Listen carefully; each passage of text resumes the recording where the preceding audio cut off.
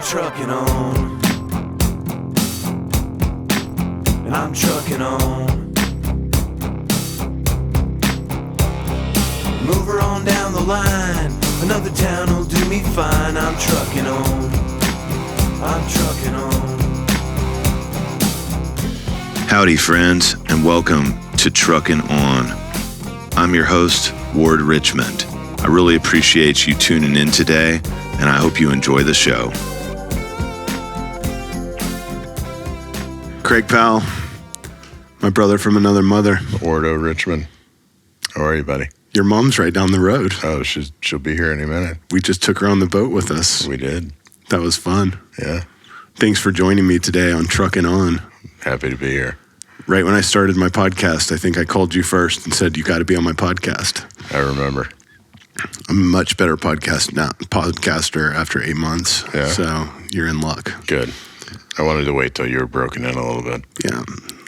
I've been learning how to ask questions and then just be quiet. Okay. That's hard. That's though. a good life skill. Speak less, Yeah, exactly. Listen more. That's why God gave us 2 ears, right? It's just basically an exercise in learning how to speak less Yep. and listen to people. Yep. It's a great value to have in life. Oh, one of the best. You're a great listener, my friend. I appreciate that. So let's get right into this. I always like to start by asking my guest, tell me about yourself, age 12 to 22. 12 to 22. Wow. It's an interesting age range because that's like post-childhood trauma. For some. And, yeah, right. For you. And for me, you know. And sort of pre when life began. 12 to 22. So 12, what? That's like you're in the 6th grade? Yeah, right. Yeah. Are your kids 12? My Is youngest George? just turned 12. My twins are 14. Let's see, 12 years old. So my brother, one of the most definitive moments in my life was my oldest brother was diagnosed with terminal cancer. I think it was like 5th or 6th grade when that happened. So I spent a lot of my childhood bouncing around to like different families' houses, and you know, would go to school and go to my after-school activities, and then I was staying at like a different friend's house, or sometimes I was with my middle brother, sometimes I wasn't, because my parents were chasing hospitals. They were trying to save my oldest brother's life, who, by the way, survived. Mm-hmm. We'll talk about that. One of my greatest inspirations in life. So that was a lot of my adolescence. High school, I was like a classic overachiever. I was like the student body president. And yeah, sorry, go ahead. When did that begin, your overachieving? Probably about that time, High school? No, junior high. When I knew, my parents were focused on my brother. I just didn't want to be in the way. Which brother's your oldest brother? Sean. Sean, okay. Sean. How many brothers do you have? 2 older brothers. Ryan? The youngest of 3, Sean, Ryan, Yeah. and then me. Got it. So, that was, it's probably, right about that time. Really proud in the 8th grade, my middle school, Washington Middle School, we won a National Exemplary Award. I got to meet the president. That was cool. Glenn Jonigan was our high school principal. That was probably my first exposure to like winning cultures. Just a guy that showed up every day into like this little small town in Missouri with like full energy every day. Who was the president? That was Bush, the first Bush. H.W. Bush. H.W. You know what's funny? My last podcast guest was his grandson. Oh, really? Is his grandson, I guess, or George P. Bush. Yeah. Yeah, Jeb's son. Yeah, Jeb's son. Now you're right back with the Bushes again. Yeah, I met Jeb in a hotel workout room like years ago, but that was like 7th, student body president, and I was, an athlete. I was the fat kid on the playground in the 5th and 6th grade. I used to Really? get made fun of. Oh yeah. Had to overcome that. High school, had a lot of success my freshman year. Went to the state tournament in wrestling. I qualified for nationals in speech and debate. I had a great high school experience. I loved it. Maryville, Missouri. how many people were in that town? I think the population then was like 8,000 or 9,000. We were the largest, the largest town like in the county seat. Friday nights, you'd finish your football game, you'd go to Taco John's, eat as many tacos as you could, and then you'd get into pickup trucks and cruise up and down the main strip, and until you realized that no new attractive girls had moved to town, and then we'd go get in flatbed pickup trucks and go spotlight coyotes, and or we'd go out to Boxcar, which was like one of our favorite campsites, and camp. It was a great way to grow up. It honestly was. Let's see, 12 to 22. So I fell in love when I was in high school. Haley Taylor. She grew up in a trailer in Barnard, Missouri. It's a country song. Yeah. Yeah. I remember Haley. I know Haley. Yeah, from college. You met Haley in college. She grew up. I think her graduating class was like 13 or 14. Yeah. Amber Cruth was in her graduating class. Amber Cruth dated Kenny Chesney for like 13 years. Really? Two of the most attractive girls I've ever seen in my life. Grew up in Barnard, Missouri.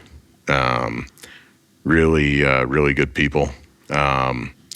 So I was a wrestler. I got recruited out of Maryville, Missouri for wrestling. Went to a school in New Jersey, prep school that totally changed my life. West Point paid for me to go there. I was headed to West Point, and had a great experience. Blair Academy. It's like, I don't know how many consecutive national championships they've won. I mean, it was like a wrestling mecca. Wrestled there. Showed up at West Point. I did a charity event.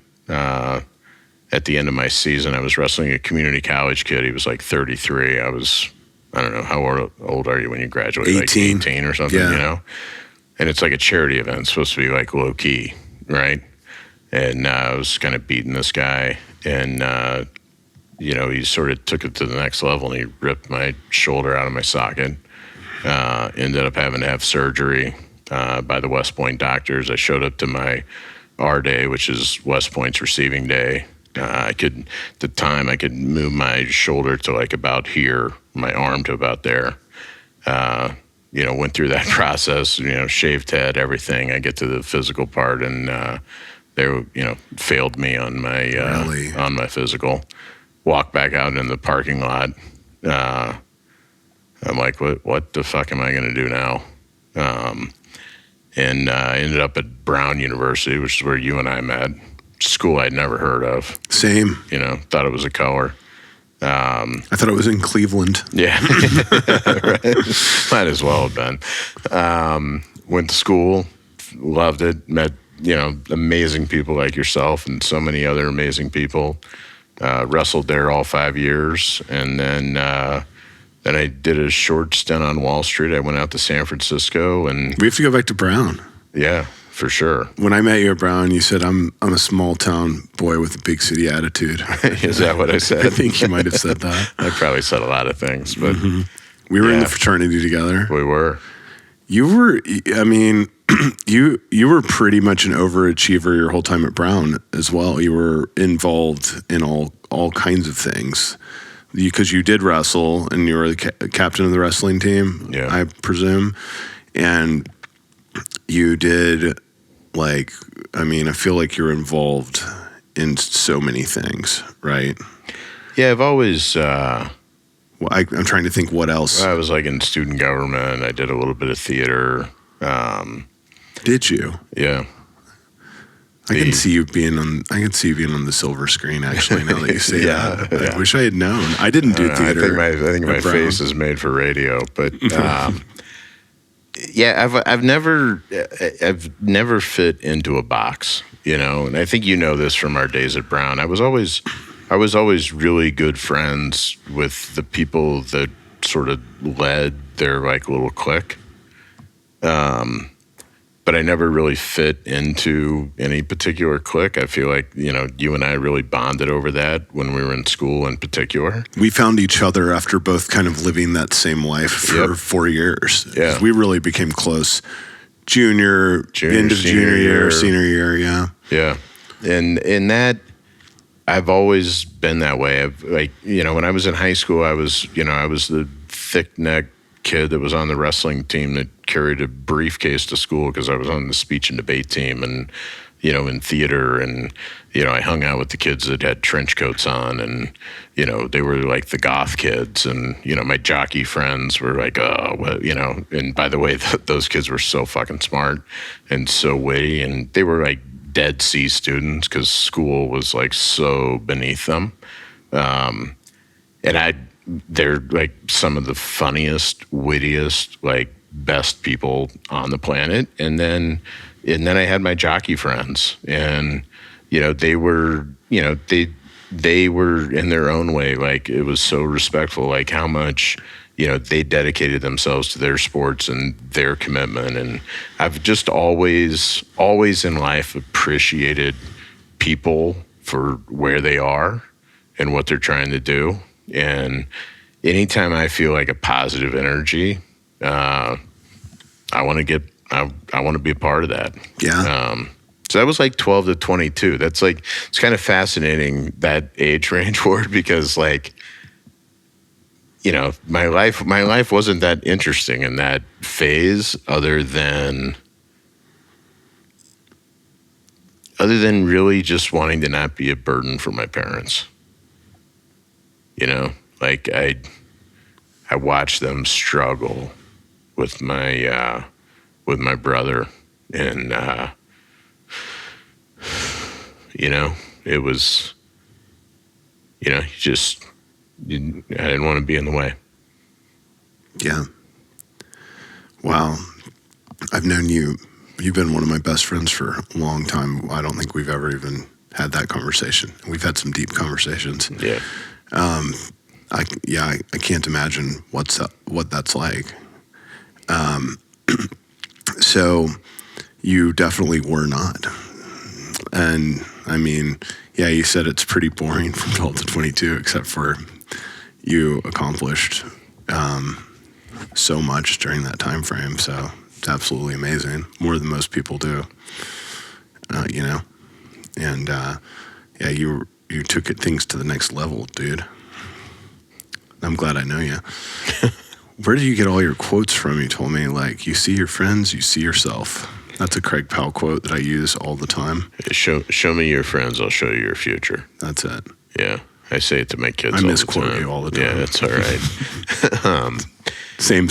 Yeah, I'm a firm believer you are only as strong as the people you surround yourself with. Mm-hmm. People that, meet you where you are, people that challenge you, people that come from very different walks of life.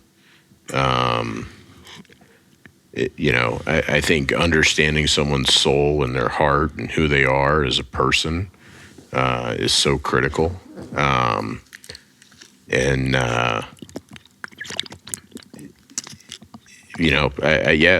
say it to my kids all the time. Show me your friends, I'll show you your future. You surround yourself with good people. And when I say good people, I'm not talking about, that they were the best in school or that they were, the best at this or the best at that. I mean, good people, like hearts. Yeah. Like good hearts, good souls, people that are in tune with themselves, that, understand themselves, that are willing to self-reflect, that want to get better, are willing to make mistakes, learn from their mistakes. But yeah, I think that's, you are only as strong as the people you surround yourself with. True that. And I tell people the story of Craig Powell, and I say, right when you graduated, you hired the dean of admissions from Brown to come work for your company. But it kind of happened like that, right? How did that? So you went to Wall Street for a stint, a short. Yeah, I went out to San Francisco. That was like the height of the .com boom, right? 2001. That was, I went out there for like an internship, 99 to 2000. And then Merrill Lynch had hired me. They thought I had graduated, but I still had a stub semester wrestling eligibility left. So I went out there, spent, another 9 months, and then informed them that I hadn't actually graduated and that I was going to go back and wrestle. But that was the height of the .com boom. And then I started my first company when I was 22. Connect EDU. Connect EDU. How did you come up with that idea? It was my story. It was, my high school, if you went to my high school cafeteria or you went to a college fair, it was filled with Army and Marine recruiters and, subpar, high priced, some of them, but like relatively subpar opportunities. And I was a wrestler. I was really good at pinning people to a mat. Yet wrestling was like fifth on my priority list. Yeah, I had so many other things that were ahead of that, and the system made no sense to me. Like why? And we were rural poor, right? So white poor kids. There aren't a lot of nonprofits that are like, oh, how do we help like white poor kids from Appalachia or the sixth poorest congressional district in the United States? Like, get out of there. Yeah. But if you go to you go to the inner city, you go to there were all kinds of opportunities. And, having grown up in college when the internet was coming of age, you take a travel agent, right? Remember when we showed up Brown, you'd go to Thayer Street, there were 19 travel agencies. Yeah. By the time you and I graduated, there were none. Right. They were gone because the internet had leveled the playing field and it had simplified access to things that we otherwise didn't have access to. Ticketing became cheaper. Everything got better. So my view is, why can't you do that with education? If I can access a database of your student record and I can de-identify that for, a bunch of, really good federal law reasons. Yeah. Why can't I expose kids from anywhere? Largely we were focused on middle and low income kids. Why can't I expose those kids to opportunities, across the world, regardless of whether they're in Maryville, Missouri or not? Yeah. Because, if you weren't a state championship winning wrestler, you never would have, you wouldn't have ever heard of Brown. Not at all. We already didn't hear of Brown. Yeah. Yeah. Not at all. I think Woodrow was the same way in a lot of ways, being in inner city Dallas. And I don't know what it was like because I was still in Dallas but I got recruited to play football, and that's where all the college opportunities came from, Yeah. Yeah. Yeah, and you think about how efficient athletic recruitment is, which is, it's just backwards, we had, that business, we changed kids' lives. Miami-Dade, Detroit public schools, man. I had a college counselor in the Detroit public school system. I was in there, pretty early on. That place is upside down. I say to people all the time, you ever meet a kid who graduates from a Detroit public school, goes to college and graduates, hire him. That kid's a winner. Yeah. That kid swam upstream against 19 obstacles that they didn't even know existed. And I remember I was there. I was, early 20s. I had a college counselor. She's like, do you know how difficult you've made my life? And, I'm like a bright-eyed, 25-year-old, trying to change the world, right? We went to Brown. That's what you're supposed to do, right? So yeah. I'm like, geez, what that's not at all what we're trying to do. What happened? She's like, do you know how many more kids I have applying to college? I was like, lady, Get out of my fucking face. Quote, I bet. Quit your fucking job. Get out of these kids' ways. Don't ever talk to me again. You're a college counselor. You're complaining to me that we have more kids applying to college out of Detroit. But I'll tell you, I learned in the education system, like, first of all, spent a ton of time in it, over a decade and a half. I've met 5 people in that decade and a half that really understood from a macro perspective how the education system in the U.S. works. Yeah. And I provided testimony to Congress. I met, multiple presidents. Like, I met people that are supposed to know this shit. 5 people who, from a macroeconomic perspective, truly understand how our U.S. education system works. It's an elitist system. It's designed for the white.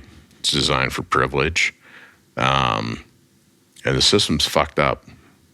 Our teachers, it's a system that's all about the adults. It's not about the kids. Do you think it's worse today than it was back then?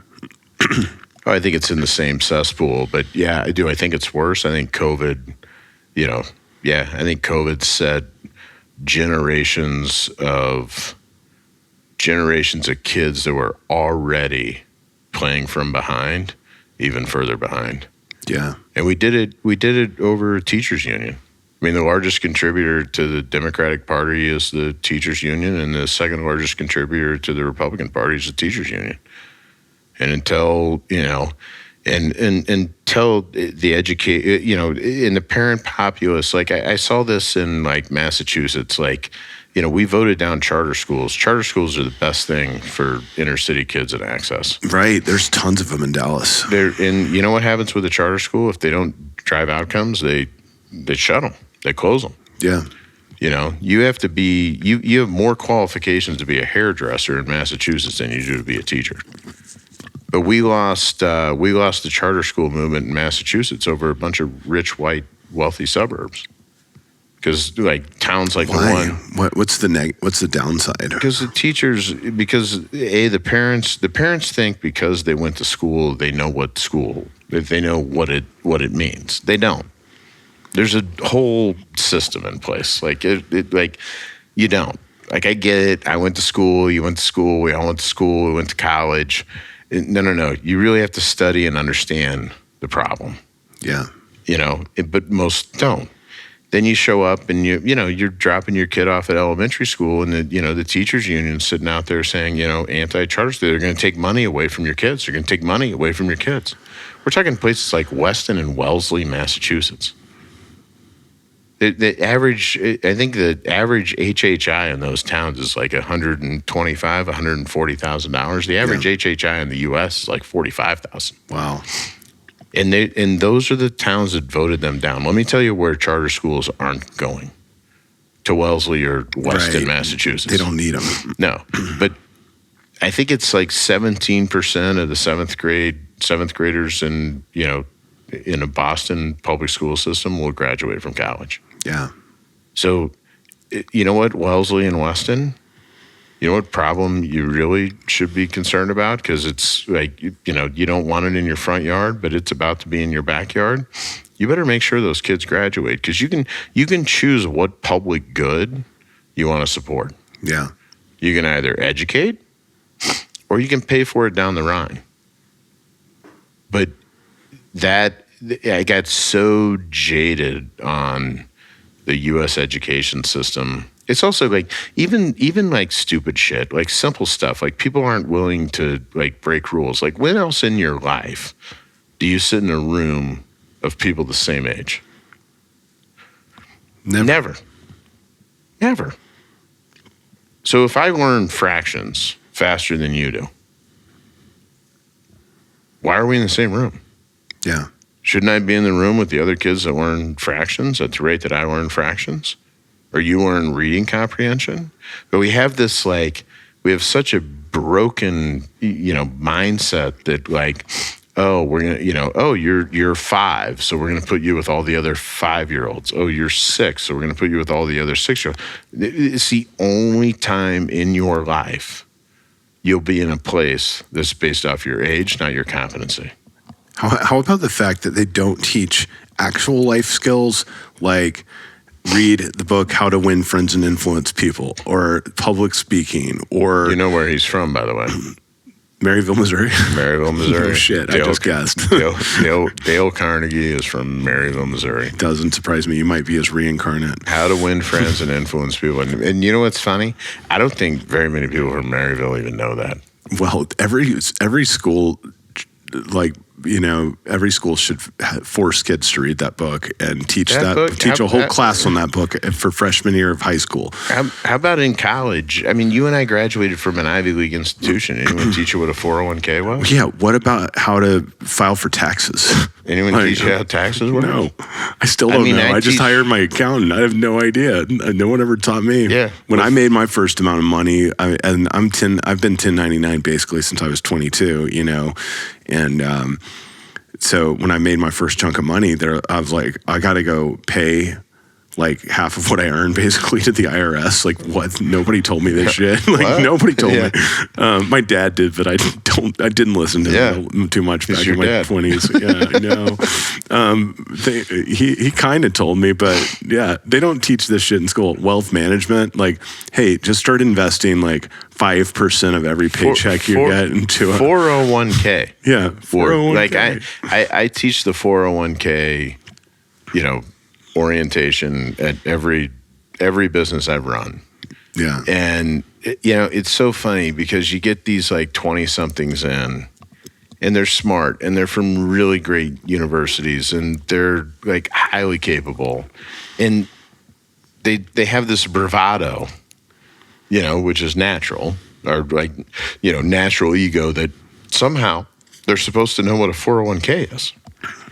And the reason I teach it is I'm like, guys, I didn't have a fucking clue what a 401k is.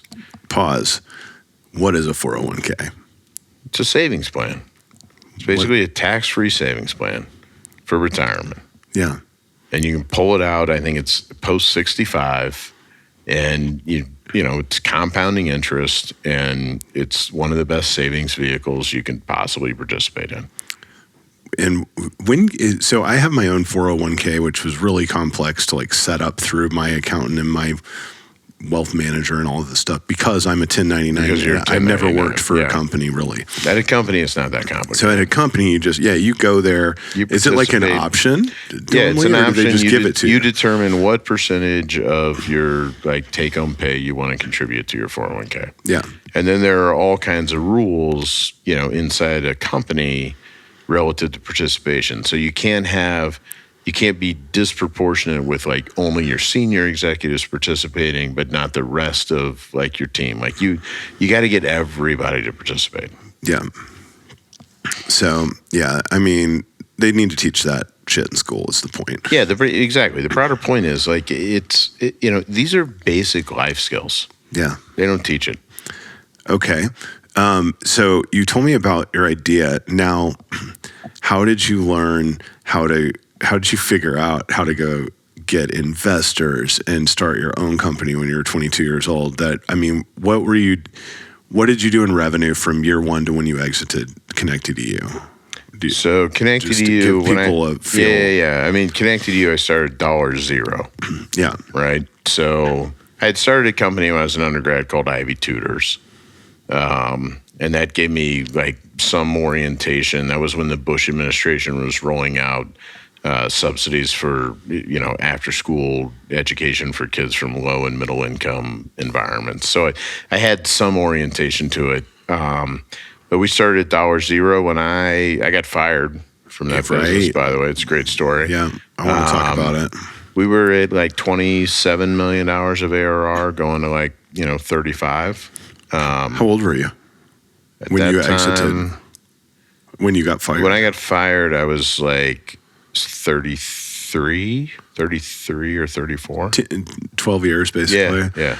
How annoying was that to get fired from the company you started when you were 22 years old? You know, it was, I learned a lot. You know, I learned about greed. You know, I had some of what the world would consider, you know, some of the best performing private equity investors. I had multi-billionaires invested in that company.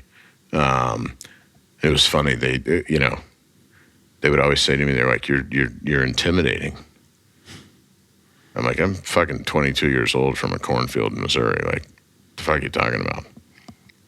But you can be to most people. Well, but here's what I learned. Well, you know what's intimidating? The truth. True. The truth is really intimidating to people that don't want to tell the truth. And what I learned was my CFO, who came in at ConnectedU and has been with me ever since, helped me understand what a preference stack is.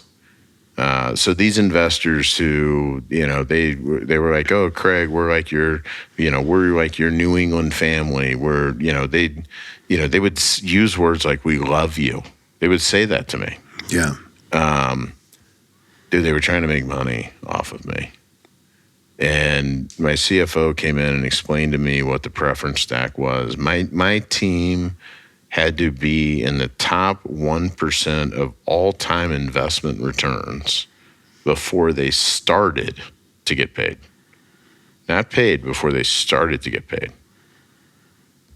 And I was like, nah, this is a mistake. Like, no one really, I mean, this is a mistake.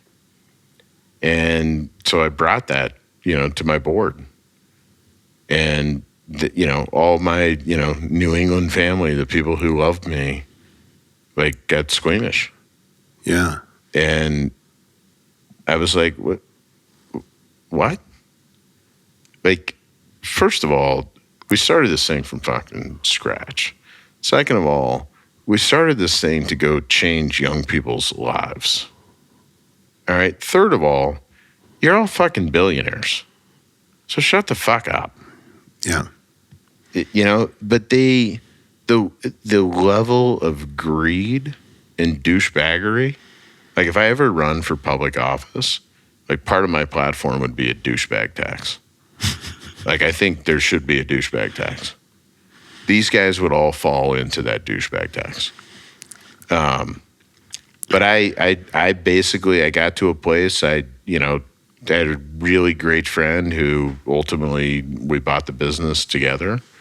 Do you have time? I'll tell you the quick story. Yeah, but hold on. I want to go back to you building this company and bringing in these investors, hiring Tim Brown, your CFO. Like, how you're starting from scratch at zero. You did hire the Dean of Admissions from Brown, didn't you? That's true.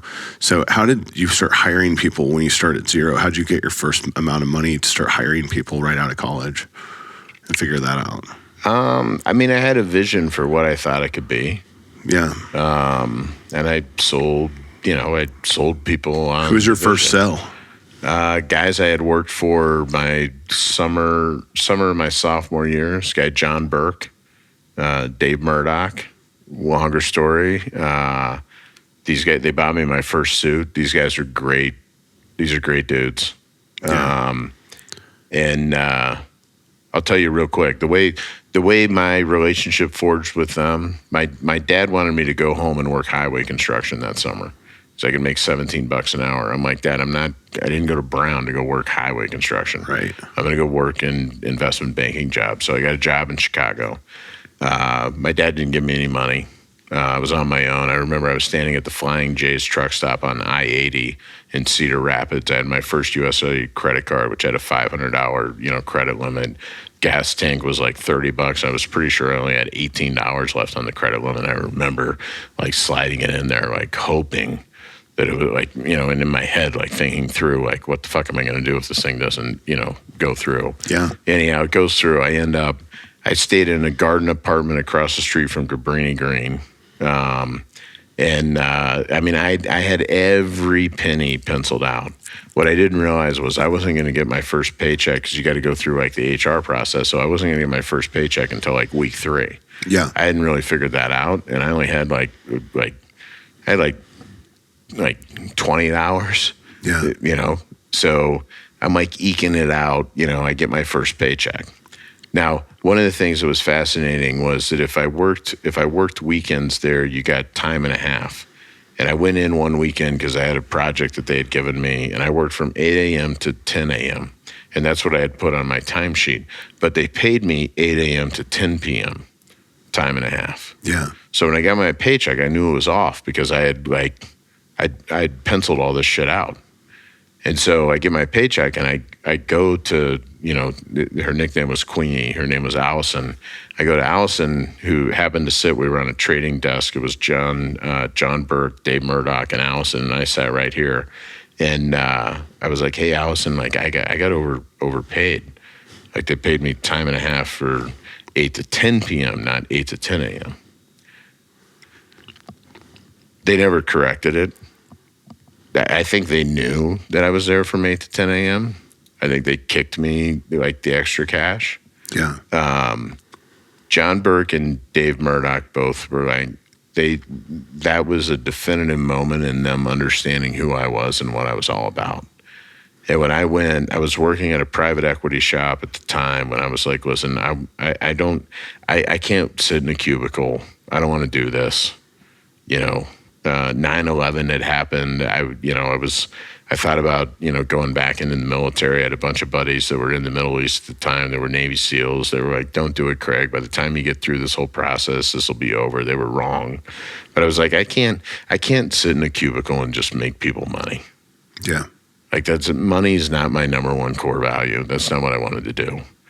And I called Jim Burke and I was like, or John Burke, sorry. I was like, John, I don't have it all fleshed out yet, but like, here's kind of what I'm thinking. This is, blah, blah, blah. And John was like, I'll give you $100,000.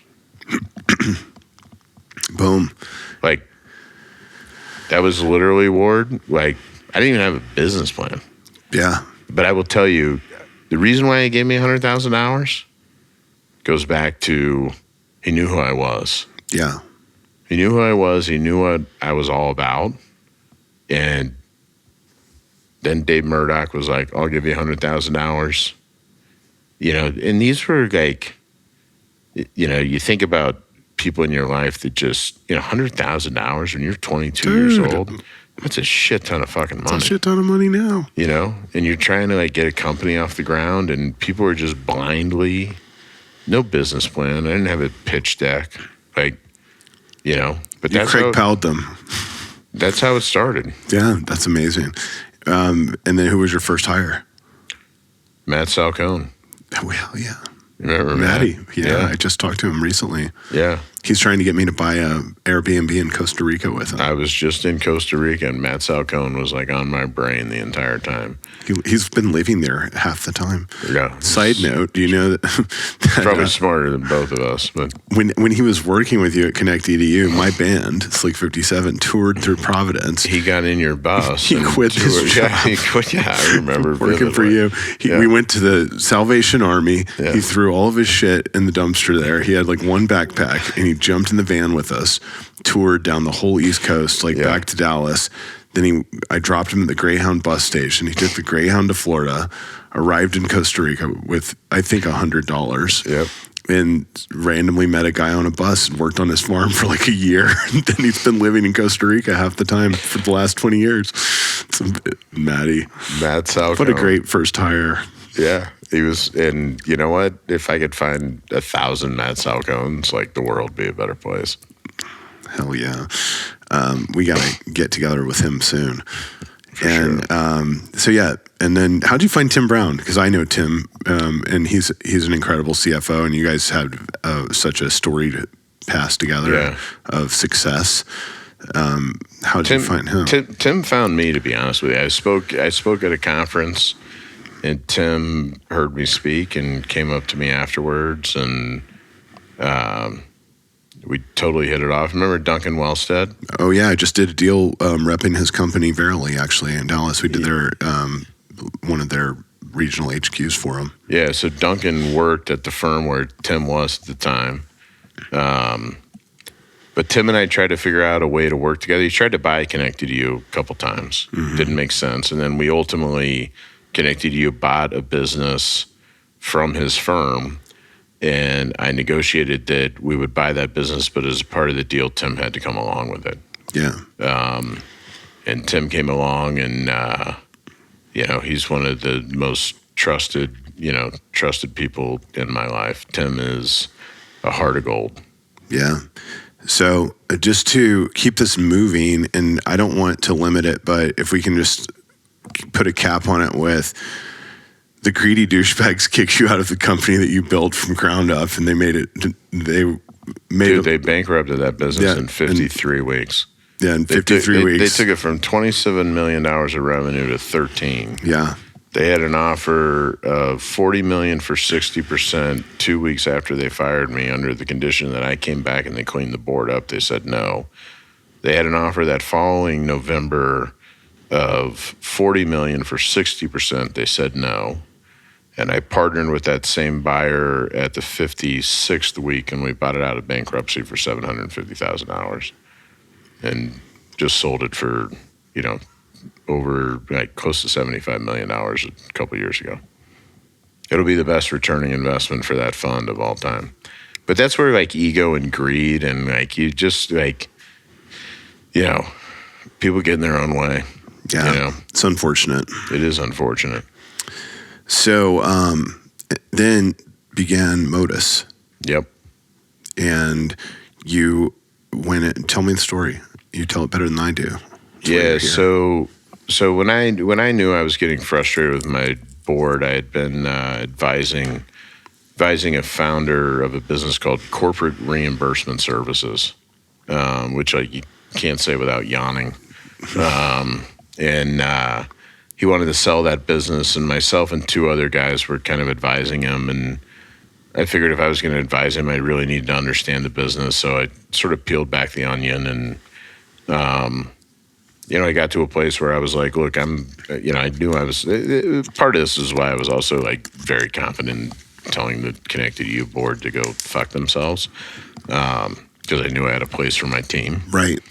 Which was what was important to me. And so we all left there and we bought into Corporate Reimbursement Services, and we turned it into Modus. I thought we'd be there 3 years, kind of, landing pad, get this business straightened out. I thought the market was small. Market ended up being, market's huge, still going. And we turned that business into Modus. We made a really non-sexy thing, sexy. We attracted really great talent, and, we took a business, and when I got there, it was worth $12 million, and sold it for $1.5 billion 9 years later, in this really, really niche space. Yeah. It was a great story. It was cool. No doubt. Congratulations. Yeah, thank you. I was there with you through a lot of that. The exit, because COVID was happening. So we hung out a lot during COVID. Yep. And that was a gift, man. I'll never forget that time that we spent together. So it was very exciting, though, watching you. I didn't envy you. Maybe the $1 billion part, but you had so much pressure on you. Right? Going through something like that. Oh, it almost killed me. It sounds really cool to tell the story, but having a backstage pass like I did, I was I was just praying for you at times. you and I had these conversations. You have these fucking guys, investors calling you all the time, in the middle of the night, basically. Phone it's ringing not only off the investors, hook. Everybody. Just everybody. Investment bankers and all of the stuff, and analyzing the company and people. To explain, if you want to talk about that, I already have. But if you want to dig into it more, no, I think you're exactly right, and COVID on top of it. COVID in and of itself. I one of the things that I do and have done for a long time is I'll call a number of team members each week and just, 10, 15 minutes, mental health check, just oh, hey, what's going on? How's life? Not about work or anything, or, just human, Right. And most of the time you make those phone calls and it's somebody's getting married, or they're pregnant, or, they're they bought a new house, or they're typically positive. And when COVID happened, they were 100% negative. Even if they were getting married, their wedding was getting canceled. They were, getting divorced. They, their, mom was, in the hospital with COVID. They were having a new baby, but they were scared because they were having a baby in COVID. I mean, it was, and I've learned this since, like, through a lot of my own therapy, that I'm an empath, which means that, like, when I hear somebody tell me that they have a problem, I try to take it on. Mm-hmm. And it's one of the things that I personally have to work on. It's one of the things that makes me great, but it's also one of the things that, like, I have to work on. So COVID, so that was just hard at baseline. Yeah.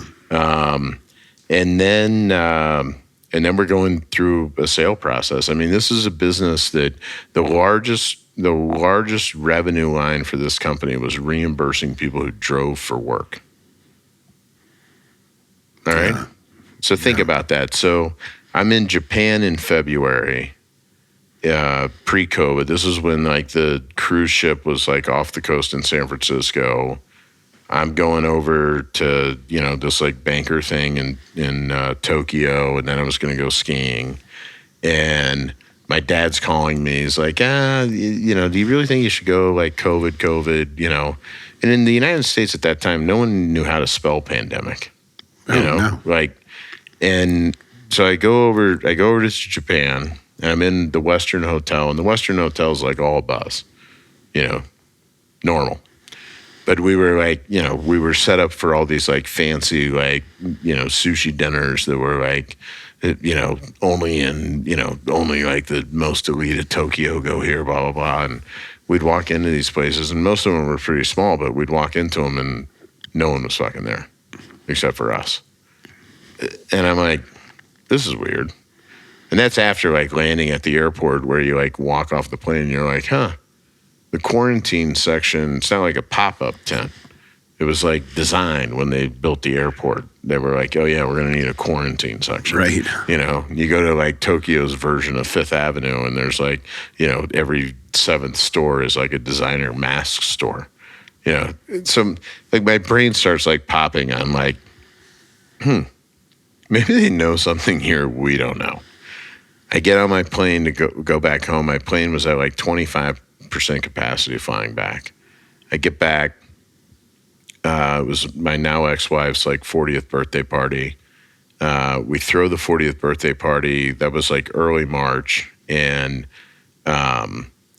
it was the first time we had two guests that were like, we're kind of sick, like, we don't, but I mean, we literally, we rented out, like, a nice restaurant in Boston, and then rented out a nightclub, like, dancing, like, the whole thing.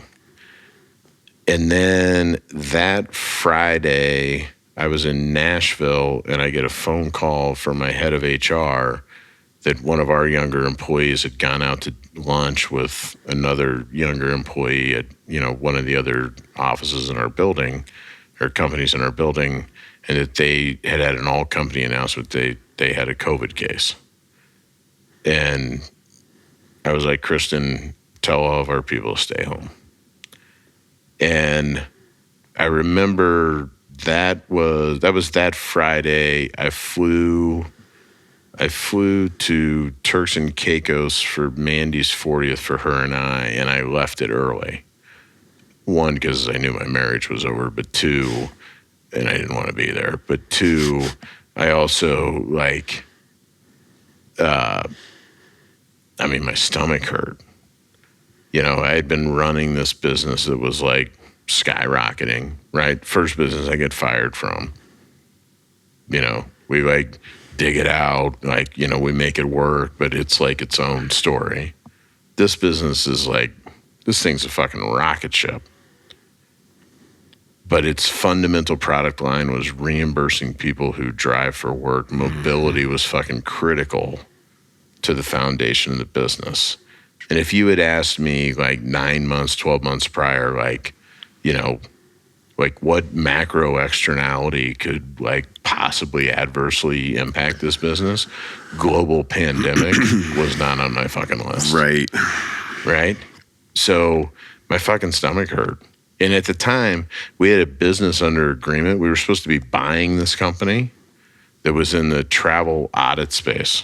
So the whole time I'm in Turks and Caicos, I'm on the phone with lawyers and bankers because we're supposed to be like 3 weeks away from like closing on this other deal. Yeah.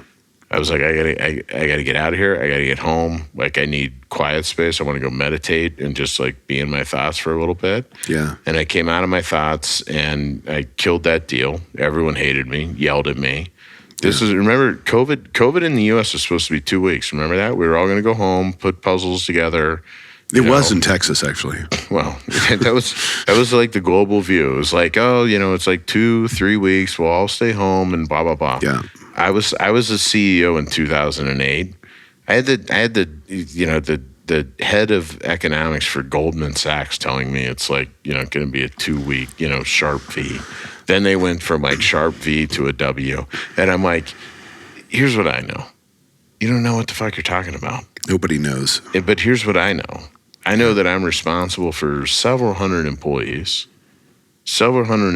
families. Yeah. And their kids.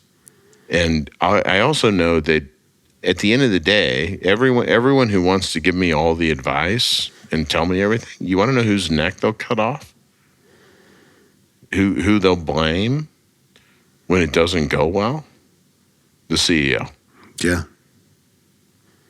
And so I killed that business deal. It was the only time my lead investor, who I love to death and I'm very good friends with, he yelled at me. He was unhappy. He was, I'm like, I get it, dude. But at the end of the day, like, I have to deliver on this and we're not doing that. Yeah. And then with my team, I had a bunch of young people and trying to get them focused on the fact that we were on the precipice of something they had never experienced before or will probably never experience again in their life, but getting them focused on, like, don't make stupid financial decisions. Yeah. Save your money now. And I rattled their cages every day. You got out of all of your office space, right? Got out of our office spaces immediately. We hunkered down. You were big on that, talking about that, office space. Yeah, I've never believed I needed to lay eyes on you or put my hand on your seat to figure out whether you're productive or not. But and I don't think it's ever going to come back in the same way. Mm-hmm. It's a broader conversation. But Ward, that team hit our pre-COVID plan, which was rolled out in the November prior to COVID. Yeah. They hit that plan on a business that reimbursed people who drove for work. Like, I mean, the human element of watching that, like getting the team focused, being transparent with them on like, look, guys, here's our phase 1, but here's what phase 2 and 3 looks like. And here are the triggers that are going to cause us to go from phase 1 to 2 or 3. I had team members that they were like, listen, take some of my salary, give it to them. Like we had such great team, like human element. We didn't have to do any of that. Yeah. But they all, like, they got in the trenches together. They put their backs, to each other, and they fucking won. How did you do that? How did they do that when people are driving? Well, so here's what happened. It was fascinating. So our 2 largest industry segments were healthcare and food and beverage. Boom. There you go. And in healthcare, we saw, like, we had all the drivers that drove for like elective hip surgeries and, knee replacements and all that those sort of shit. Those didn't stop. No, those did stop. Those fell off the shelf. I meant like healthcare and food and beverage is what I meant. Food and beverage did not stop. Healthcare did fall off the shelf though. Healthcare, they were still not doing that. Yeah, any elective surgery went to zero. Hear you. So we saw a ton of drop there. Food and beverage went through the roof. We had all the major liquor distributors. Like, that went crazy. Like, you want to talk about Americana, like, and what our what our country looks like? I can see it. Liquor and porn. Yeah, exactly. I was going to say, I can see it on a map every day. I was like, holy shit. Yeah, I saw some graph. It's like liquor, drugs, porn. Bingo. America. Welcome to America. That's about right. And then retail was also, that was like our fourth or fifth largest vertical. But retail moved from the folks that used to, you'd show up at the Gap and they'd be like, oh, do these shorts fit you? Like, it moved from that person to that person showing up in your driveway. And so that all increased mobility as well. And then we got really lucky because in 2018, we had bought this business that had a relocation component to it. Yeah. That, it was a 70-year-old family-owned business in Wisconsin. It was a $62 million company. They had this like little $7 million business unit that did relocation. And like, we could tell you like how much a gallon of milk in Tougaloo, Alabama costs. Yeah. Like really valuable information, right? And so like in, 2018, 2019, I'm sitting around my product team. I'm like, guys, what the fuck are we going to do with this thing? Like, it wasn't like you could go buy other relocation businesses. It didn't make sense to spin it out. Like, but we needed it to make sense like inside the brand. And we had we had this like interesting data set. So it was like, what do we do with this? So we launched this like work from home reimbursement product, which, let me tell you how many people wanted to talk to us about that in 2019. Zero. A year later, everyone's working from home. 1 billion. I think now it's like 25% of like the sales pipeline. Yeah. And people are so funny because they're, oh my God, that was so brilliant. You were so smart. Blah, blah, blah. I'm like, fuck you talking about? We were just trying to rationalize a business unit relative to like the global story. But like, like my golf game, like better to be lucky than good. And the business took off. Like it's still taking off. And it's a really, really good company. Yeah. Well, congrats on selling it. Are you still involved? A little bit. Like they call me, I'm around, but I believe like, when you leave, like you got to leave, Yep. I did my part. I have a lot of people I care about that are still there, and, I care about the business. I'm still a very, material shareholder in the business, but, I think, when you leave, you got to get out of the way. So I show up if they call me, and if they don't call me, I'm out of the way. And now you're the CEO at Auto Return. Yeah. And that's your new About gig. to be rebranded. About to be rebranded again. Yeah. Yeah. I appreciate you being a sponsor for the JDRF One Walk this year. For sure. So we'll put a link to, by the time this comes out, you'll have a team page. Nice. And we'll put it in the show notes so people can go support Dallas your team. is an important market for us, so. Yeah, and you're going to Europe and using your Craig Powell mojo to build another company and take it to the top. I'm sure. We're working on it. Yeah. I don't know if it has to do with Craig Powell mojo as much as, the people around me, but. That's right. We're working on it. That's the mojo. That's the mojo. Yeah. All right.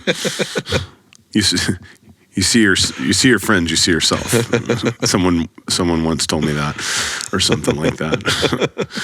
So, what advice would you give to your younger self? Wait to get married. How long? What would you tell your kids? Is You there know, an age? I don't think it's an age. I think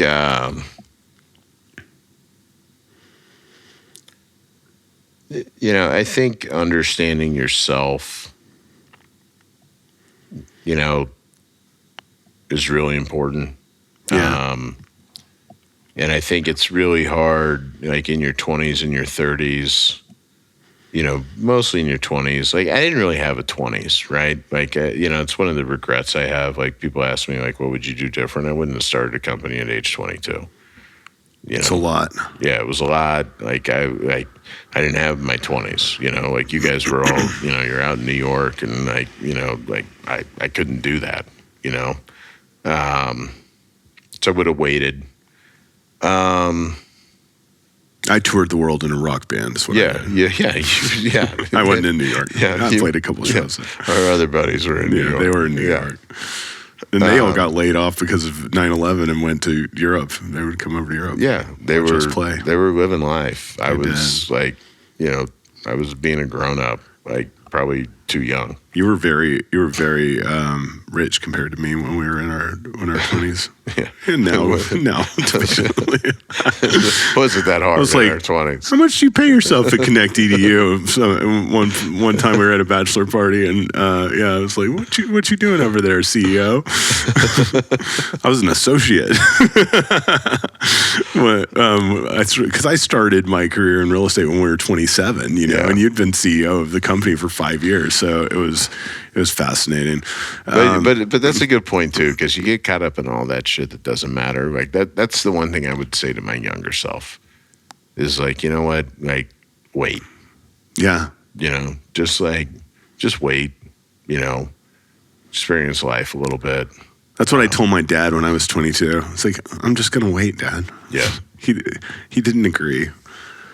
If he had said go tour in your band right now, I probably would have started my own company. You would have done. You would have done whatever he told you not to. He should have said, "Get lots of tattoos. They're so cool." My children will have no tattoos. They're like, "Oh no, I'm not getting one." My dad has 50. That's what I told my 6-year-old. Yeah, he was 6 at the time. George, we were down in Mexico walking on the boardwalk, and George was like, "Dad, you know what I want when I grow up?" And I'm like, I thought he was like, what I want to be when I grow up. So I'm like thinking like firefighter, police officer, or whatever. He's like, "Dad, I want dragon sleeve tattoos, like down my arm." And I was like, George. Hey, by the way, George is fucking badass. Yeah. Like, I mean, agreed. I'd rather have dinner with George than 90%. I've gone skiing with George before. Oh, yeah, George I love hanging out with your kids. George is great. And I looked at him and I was like, "George, you know what? I'll make you a deal. You can do dragon sleeve tattoos when you're 18. You get dragon sleeve tattoos, I'll do it with you." And my, then wife, now ex-wife, is like, I thought she was going to have like a coronary. Like she was like walking in front of us. We get back to the hotel room.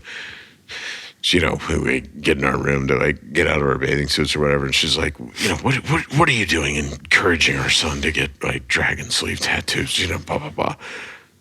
I'm like, Mandy, the only thing more uncool than like a dragon sleeve tattoo is for your dad to get one with you. Exactly. Yeah. She was like, I didn't think about that. I was like, and first of all, he's 6 years old, so we got plenty of time. But I love the way his brain works.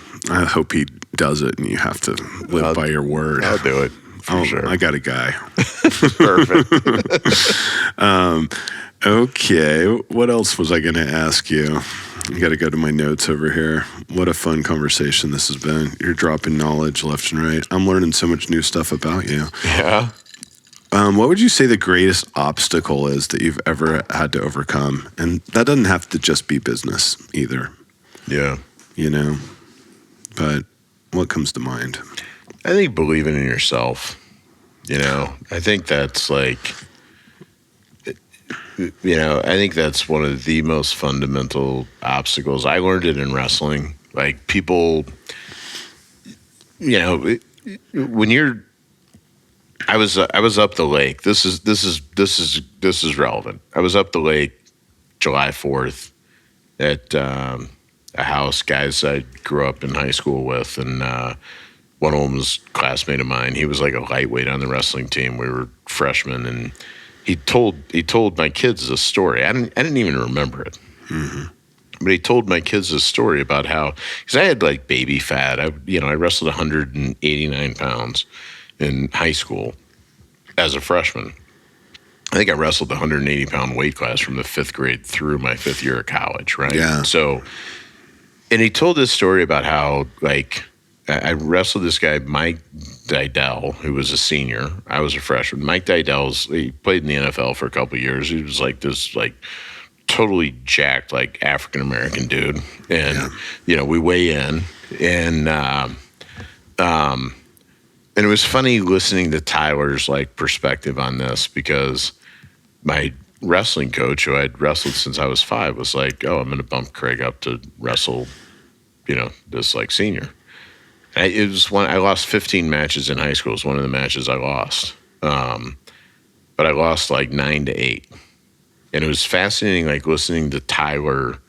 Tyler was like articulating the story to my kids, and he was like, "That's when I knew your dad." Because they were like 125, 130 pounds, like all the other freshmen, right? And they were like, "Holy fuck, like, Craig's gonna wrestle this fucking kid?" Like, Yeah. and it was fascinating, like, that was this summer, like, hearing that story, because I didn't think anything of it at the time. But, like, back to your question, learning how to bet on yourself. And that's why, like, that's what triggers that for me, because I didn't think anything of it. Like, I knew what I knew. I knew I was confident in myself. I knew I was strong. I knew I was prepared. Like, I knew how to wrestle. And wrestling's an interesting, I mean, you're in Lycra, right? Like, you are in a skin-tight outfit. So you got like a body, dysmorphia issue. Like, your dick's small. Like, whole gym knows. Yeah. Right? Like, I mean, whole gym knows. And that's before you get onto the mat. Did you have that problem? I did not. But that's before you get onto the mat. Right? Yeah. And then you get onto the mat, and now you're in a Spartan competition. Yeah. And there's basically naked with another man. Yeah, you